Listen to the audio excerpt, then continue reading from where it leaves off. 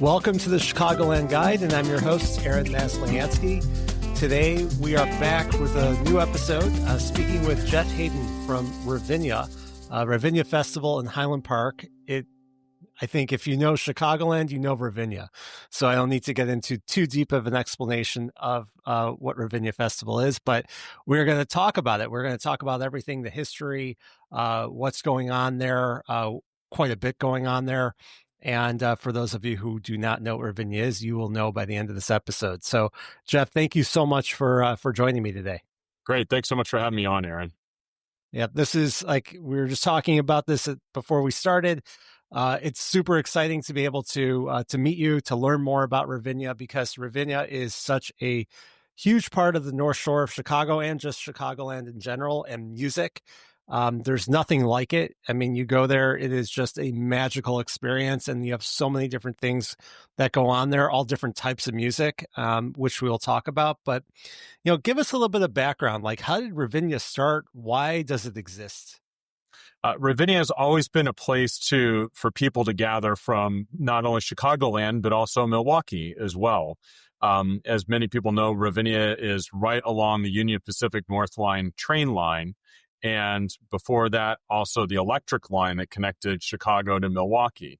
And so Ravinia was actually built originally as an amusement park by the investors of the railroad company that connected Milwaukee to Chicago as a way to be able to generate more fares on non-business hours.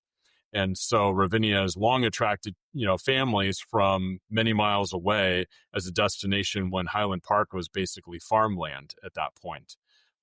As part of the original amusement park, there was the what's now called the Martin Theater, which is that beautiful old turn of the century theater, arts and crafts theater that seats 800 people right there when you first walk through the gate. That was actually originally part of Ravinia, and those famous gates that you see coming off the train are still original, and everything else has evolved since then. Well, you feel like it is an amusement park when you get off the train there, and it's a magical type of place. It gives you that setting. Is it still a private stop for the train line? So it's a private stop that Ravinia Festival owns, but it's on the Union Pacific North Line train. I should also mention that as part of the history, apparently the amusement park business wasn't very good because after a few years, those investors, the business collapsed. And there was actually a couple of community leaders that ended up buying the shares of the collapsed amusement park, and then turned it into a music festival and leaned into its music heritage of it. And it had a really nice run of being actually the opera destination for the country up until the crash of 2029. And like a lot of things, it went bankrupt at that point as well and closed down for a while, and then reopened after the Depression. Yeah. So, and just to clarify, 1929. Yes. Sorry. Yeah. Let's not predict things. No, I'm not going to predict anything here. Now. There's no stock advice being given. Oh, that's funny. I guess, when you look at the area and it was an amusement park and it was made to be that way, one of the things I've noticed as a real estate agent in the area, that there are a lot of little houses around there. And I was told that the history of those houses was that people would have it as kind of like a summer home. They take the train, they go to the amusement park, and then they'd go back to wherever they live, whether it be closer in towards Chicago or Milwaukee. So it totally fits in line with that. Yeah, the neighborhood, definitely was first and foremost a summer destination. And as the train service became more dependable, as all communities on the North Shore, full-time residences ended up being established. And to this day, I understand there's actually a premium on houses within walking distance of Ravinia because you can access this world-class community right here. Yeah, and you get free parking as well. You get to sell your parking. Yeah, exactly. I mean, that's something I would definitely want to talk about when we talk a little bit more about the community, about how everything is kept so well in terms of the traffic management. But you bring in so much different music. You have classical music that comes. You have festivals for Mexican heritage. That was at the end of the season that I got to go to, which was really incredible. You have huge pop bands that come through. I mean, the gamut. How does Ravinia attract all those different types of musical acts? And was it always like that? So Ravinia has definitely diversified its musical offerings over the year. Classical music, always has been its foundation and always will be the foundation of its program going forward, starting with the residency of the Chicago Symphony Orchestra, which will celebrate 90 years in 2026. So it's a Wow. very impressive friendship that we've had over the years. But to augment all of that, we have always had some different jazz and different pop over time, but I would say right now it's probably fully developed as far as really supporting a lot of different types of genres, as you said. So even the world of pop music has changed quite a bit. Classic rock, once a big staple at Ravinia, a lot of those artists, have now retired or are retiring. And so just like with music, Ravinia evolves as well. With those different trends. And so, we do see a lot of great pop music, a lot of rock, Latin artists that are coming through here, R&B artists coming through here, country, and then still jazz, classical, and a lot of others as well. Yeah, I mean, I remember some of the people who unfortunately are not around anymore, like Aretha Franklin. I remember seeing at Ravinia, or Crosby, Stills and Nash. Yeah. I mean, just you name it. Like some of these bands that have been around and are huge names come through there. But how did you get involved? When did you start at Ravinia? So I started at Ravinia in September of 2020. Great timing. Like everything in Chicago, it was closed during that summer. And really, the main purpose was, how do we reopen Ravinia for the summer of 2021? Yeah. By that point, Home Depot was open and a lot of other places were open, but there weren't public gathering places that were open. They were all commercial enterprises. And so we really felt strongly that we have 36 acres here. We can spread out. We're outdoors. This should be the place where Chicago should be able to gather as one of the first events. And so it was Ravinia and the Cubs that were the first to reopen in 2021. And it was ever since then, we've basically been rebuilding the business as we go. Some of our peers didn't make it. A lot of our industry has had to retool because the business models have changed, audience patterns have changed. But we've had some really successful seasons, and it's been exciting to welcome back, returning audiences and a lot of new audiences as well the last 5 years. Yeah, I'm sure. And, you do see it at different concerts that some things where you think it would be busier are not, or it's just how buying patterns of tickets, I'm sure, is something that's changed since COVID. Would you agree with that? Oh, absolutely. All those things have changed, and it was, it's been hard to know for a long time, what's the new normal. And I think we're starting to establish how the business, runs financially and operationally, and what artists are out there. And just like all of your costs at home have increased, all the artists' costs have increased to go on the road. And those have been a lot of adjustments for both us as a presenter and the artists as well, to be able to rebalance. But we had a record number of large shows this year and sellout shows. So certainly the demand is strong and the interest is strong in all kinds of music. Right. And something that makes Ravinia unique is that it is owned by a nonprofit, as opposed to, say, the United Center or one of these other types of venues. It operates on a different model. Absolutely. It is a nonprofit organization, which makes it a very strong organization. It's truly independent. We're not on any kind of public land. We're not owned or operated by an orchestra or another presenter. We also, choose all of our own shows that come through here. We also have a massive music education program. We have a massive early professional development conservatory program. And I dare say we have the most beautiful grounds of any place you'd go to hear music in the country. Oh, without a doubt, hands down. And for some reason, there are not a lot of bugs out there at night. So I don't know how you do that, but it is a beautiful, beautiful place. And for those who haven't been there, you have a beautiful amphitheater where you can sit. It's covered. You buy a seat, and then there's most of the grounds are just seating where people have picnics and bring a lot of friends. Everyone sits around. You bring your own food, or you can buy it at the inside the venue. But it's a party. It's one of the coolest experiences you can have for listening to music. Really. It's a fun. People always wait to plan their summer for when Ravinia announces its season. So we Right. always announce in the middle of March, and everybody kind of holds off on making their vacation plans until that big schedule comes out, and then they unfold it, and then they immediately start coordinating with their family members and their friends, and just how the whole summer is going to work. And it is so much fun to walk, to stand at the front of the gates, and just to see all the different groups of people that come in. And for many of them, this is their one time of year where they're all together, they're all seeing each other. Sometimes they're coming back to reminisce about an important milestone that they celebrated at Ravinia earlier in their life.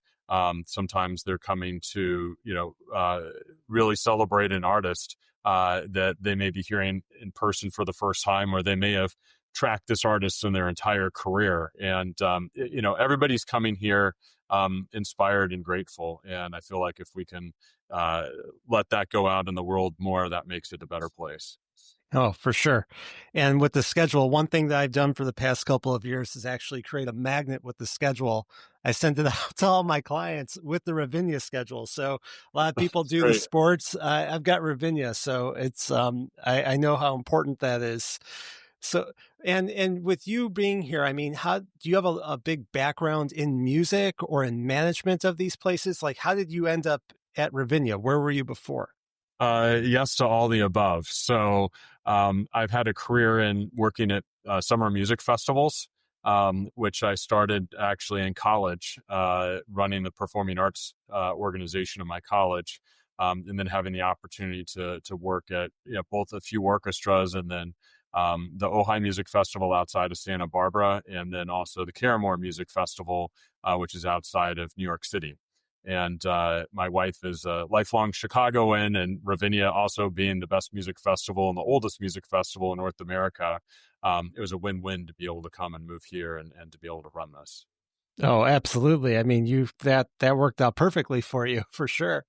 And um and Ojai, I mean, I have some friends who go out there every year too. So it's a small world. You get to know people from all over the place here in Chicago. You really do. And yes, all the railroads and all the airlines and all the interstates come through here, but all the music comes Yep. through here as well. And Chicago is the busiest music market in the summer of any marketplace in the entire country. And so all the artists come through here, and it's just so much fun to be able to hear such a wide variety of artists. Ravinia, you could have the Chicago Symphony Orchestra one night, you could have Sting another night, and then Lenny Kravitz another night. And you realize these are all just incredible musicians at the top of their game, each inspiring the world in their own way. And so, for me also as someone who studied music, it's really fun to be able to see what each of them ends up bringing with them, and how they keep evolving, their second, third, fourth time here at Ravinia. Yeah, it's a special experience to be able to see that. And Ravinia, it is right in the middle of a neighborhood. The neighborhood is Ravinia in Highland Park, which is totally unique. And the way that the traffic is managed, I mentioned this, is amazing. So it doesn't upset the neighbors. And you could be sitting out in your backyard and you could hear the concert if you live close by. And it's really woven into the fabric. You have parking lots where you have shuttles coming from all over, so people can get there easily. You have the train. I happen to live in Skokie, Skevinston area, so if you take the train from Evanston, you can get right off over there. But how does that all work? How has Ravinia really had such a wonderful relationship, or is it such a wonderful relationship? Everything that goes It on with is. Highland Park. Yeah, it Yeah. is. It's a massive operation. It's done with a lot of thought. I mean, think about other major events that you go to in Chicago, I won't name names, but we've all been in those big parking lots or those city lots. And after a big game, it just looks like there is just no thought of any kind of traffic direction or plan at all. It's just sort of a free for all. And we're really fortunate at Ravinia to have a very close partnership with the city of Highland Park, and also with Metra, and others. And so we work very closely to try to figure out how to move people in and out as efficiently and as gracefully as we can. Anytime you're moving 14,000 people in and out of one spot, it's never going to be perfect. It's never going to be as fast as you want it to be. But with the city taking their public works officers and just blocking the key intersections so that the shuttle bus can get to the parking lot without having to stop going back and forth, with Pace providing the buses, with Metra working with us on train times as much as they can, and how they can work with us to be able to offer Ravinia patrons rides for free that Ravinia ends up paying for at a discount. And then working with the local police just to make sure that Green Bay Road and Lake Cook Road can operate as efficiently as possible. So we spend a lot of extra time and money making sure that this works as best as possible. And I think that's part of what makes Ravinia a classy place. Oh, for sure. I mean, it is a shining example of how to manage a facility. And how to integrate within the community. I have to say, like, hats off to you and all your staff. Like, everyone does a great job. Thank you. I have a great team. You really, really do. Incredible. And I know that, Ravinia is so important to the local community. It brings people out there. I mean, it's great. People, go to the businesses, want to live close by. All those types of factors are a great bonus to being near Ravinia.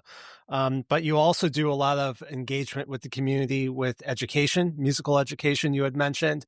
So how does that work, and what types of programs do you have? Sure. Well, we believe that music has the power to inspire not only ourselves, but our communities. And so, of course, we do that with all of our performances, but we strongly believe in that with music education as well. And so we are in 120 schools throughout Chicagoland. That includes some in Lake County and a lot in Cook County. We're primarily on the west side of Chicago and also in Waukegan with some El Sistema youth orchestras that we've started. And so we're literally putting instruments in kids' hands, giving them lessons, giving them opportunity to rehearse in youth orchestras, and then giving them the opportunity to both perform and go to performances and meet artists. And there are some students that really demonstrate a lot of talent, and we've actually helped them go on and continue their studies in college as well, and even hired some of them back later on to work for us. And so it's really exciting to be able to see, certainly during times like the pandemic where, this was the kids' main outlet, was to be able to, interact with music and to play. And another thing that we end up doing as well is we end up providing a lot of free tickets for social service organizations so that they can bring their clients or their staff to a concert for free. And that's just sort of our gift back to the community as well.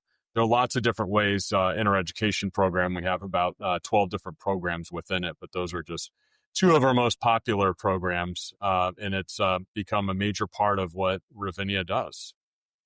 Yeah, I think that's so key. And I think if you look at the Chicagoland area, how important music is, you talk about how it's the center for all the concerts that come through. But music is just important in all these schools. My daughter is in 8th grade in Evanston, and today's band day. So it's band day for dad and band day for daughter. What is she going to play? What instruments is she going to pick? She's percussion, and she's in the band at Chute Elementary, and they are over at Evanston, ETHS, Evanston Township High School today, meeting with the band, going through everything. Tonight there's something. So it's like everything is music, and I love it. Like, people really value the arts in this area. Well, it's what makes the North Shore really special. I mean, the arts are thriving here. I mean, you look at Ravinia, obviously, is the oldest, but You have the Botanic Garden, you have the Writers Theater, you have the Cole Children's Museum, you have Space down in Evanston. I mean, I could just go on. There's so many Sure. wonderful places to be able to experience the arts, and I think that makes our community better, and certainly it gives students an opportunity to develop a lot of personal skills as well. No, absolutely. And I mean, some of the things that you also have done to make Ravinia more of a premier place is you bring in different, legends to help lead things. So one of them, you brought in jazz legend Kurt Elling as your jazz advisor, and you have these people to really elevate the space. How do you get these people to come? Is it because Ravinia is just such an amazing place? Yeah, they want to come. Ravinia is legendary, and to be able to have a sandbox that we can produce something, small as for 100 people in our black box theater, the Sandra K. Crown Theater, or we can produce something for 15,000 people on a big scale, and we can cross music, we can cross genres together.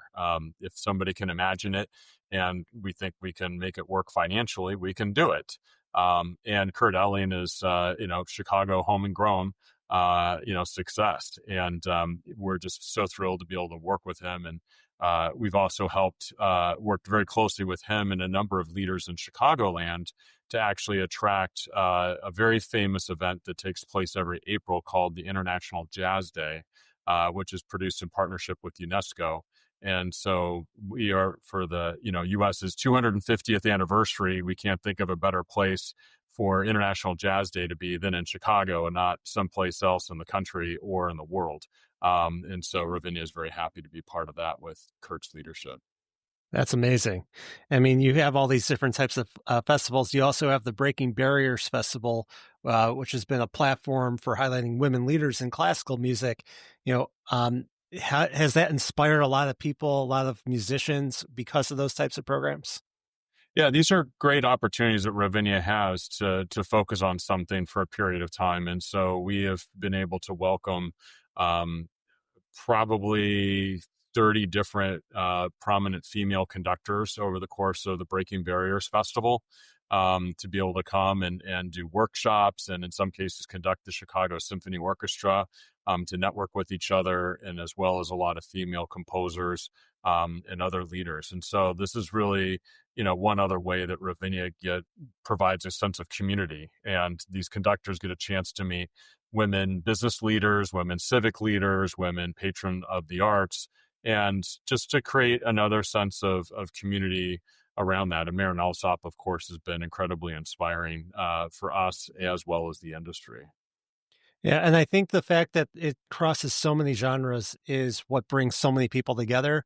So if you may like a pop band that comes through, you may say, well, you know what, maybe we should go check out that classical concert that's coming up on, Thursday night.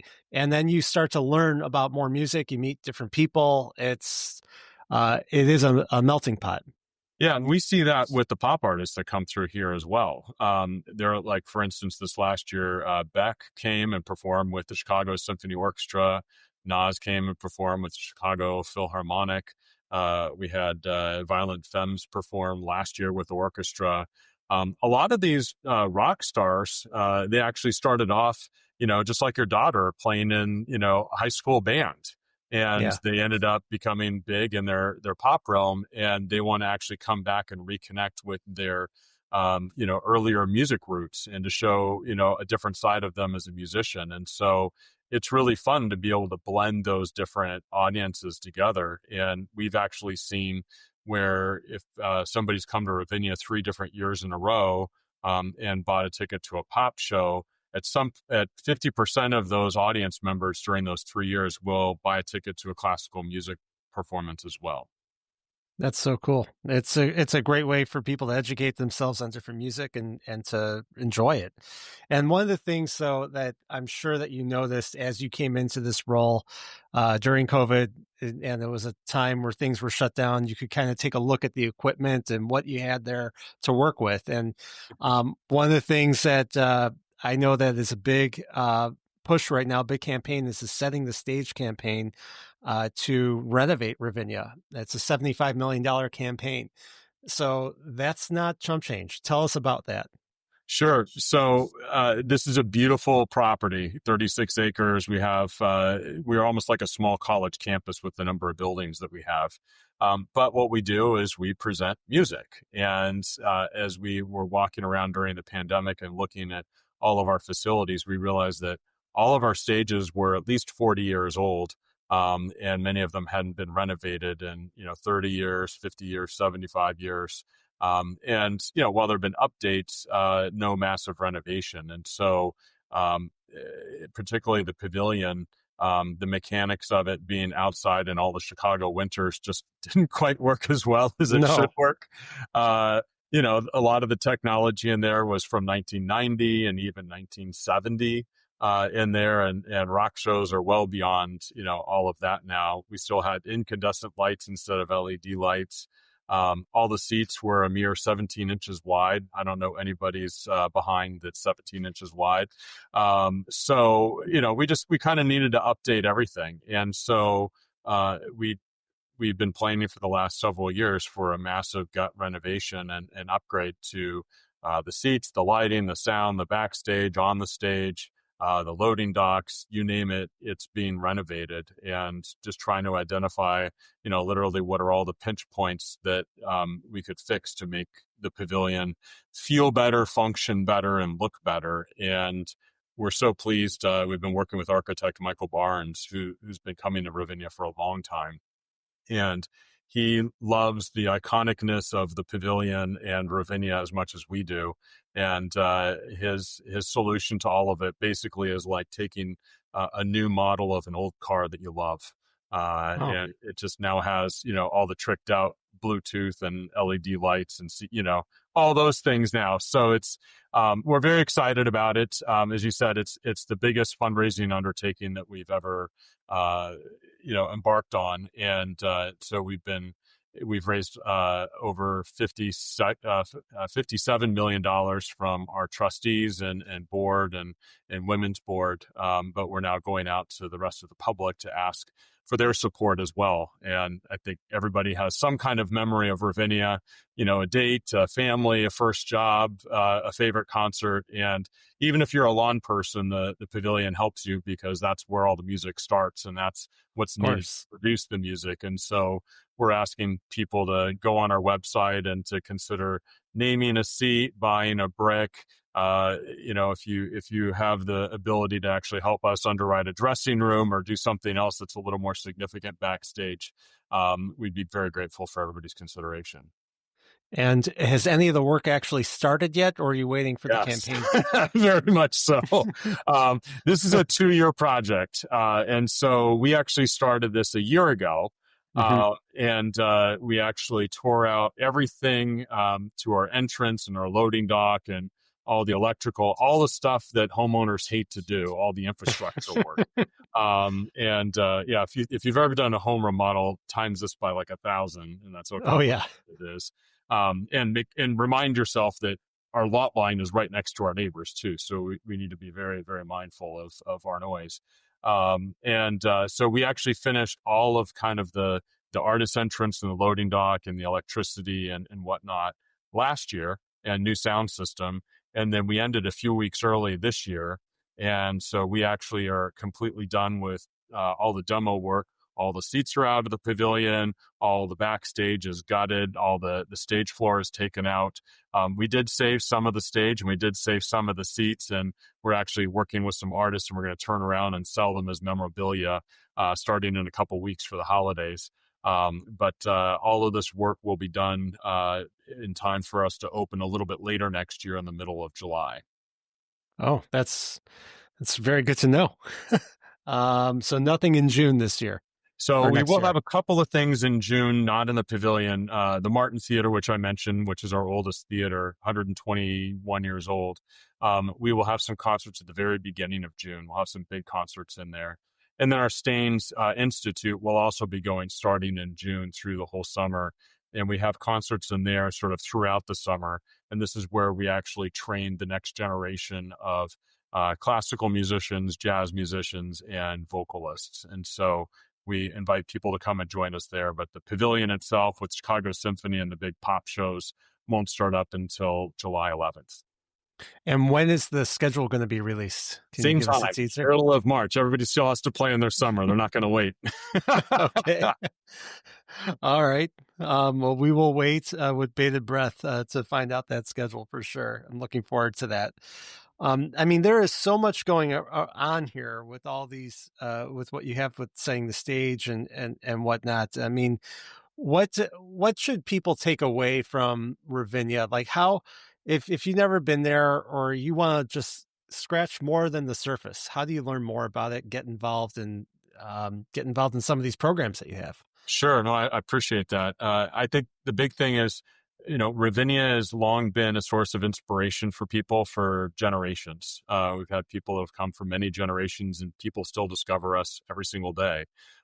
It's hard to imagine stepping off the train and, within 30 feet, you're at the entrance to the venue, and you walk inside the gates and you have the most beautiful park with lush green grass, tall trees, ice cream being sold, kids running around and playing in the little sound garden, and then just listening to music that you love, whether it's unfolding your blanket and just listening to it under the stars, or in the newly renovated Hunter Family Pavilion in 2026. And it's just a great place to go, obviously, if you know what the program is and you're excited about it, but it's also a great place to discover something new. You can't go wrong by, a beautiful evening out at Ravinia.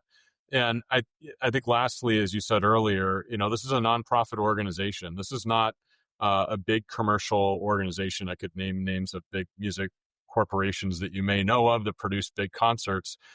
This is not one of them. This is your neighbors here for many generations, just trying to bring the best music possible to Chicago, oftentimes at a loss. And it's subsidized by annual donations by people coming here. And it's just for the enjoyment of everybody. So we appreciate everybody's generosity in giving, on an annual basis to support it, and then considering helping us with investing into our facilities as well. We're very fortunate to have Ravinia in our own backyards here in the North Shore. We are, and we need to keep it here for another 100 or so and more years. I think that if you live in Chicago or, you come through the Midwest, this has to be on your bucket list. I mean, it is so beautiful. I mean, it's so different than any other type of place. I mean, I will say Millennium Park, being in the pavilion there, is absolutely stunning. I mean, what they've done there is gorgeous, and you have the skyline. I mean, we're so lucky to live in Chicago. Well, Yeah. I cannot stress that enough. But Ravinia, oh my God, it is so beautiful and such a wonderful experience. Yeah, and it's easy to get to. It's off the highway, it's off the train line. You can walk, you can bike, and we get people that experience Ravinia all those different ways. And it's a place where you can send your kids and feel comfortable, and they can have their first jobs here as well. Well, that's a good point. I have a almost 16. 16-year-old. When your daughter's 16. Next summer. Yeah, he is looking for a job, so we might be talking. Glad you mentioned We've had future Fortune 500 company CEOs have their first job here at Ravinia, so it's not a bad starting point on a resume. Not at all. That's a great point. Thank you for saying that. For sure. Well, Jeff, I appreciate you taking the time to share with the audience everything about Ravinia. I wish you great success in this campaign, and those who can, go to ravinia.org, and you can find the information on setting the stage campaign to help raise money to keep this great gem that we have here in the community going and renovated. Well, thank you. And if you're missing Ravinia now, we do have a fall festival coming up this weekend and a winter series coming up right after Thanksgiving. So you can come over and enjoy a little bit more music before the end of the year. So thanks so much for having me, and look forward to seeing you at Ravinia. Looking forward to it too. Thanks so much. All right. Thanks so much.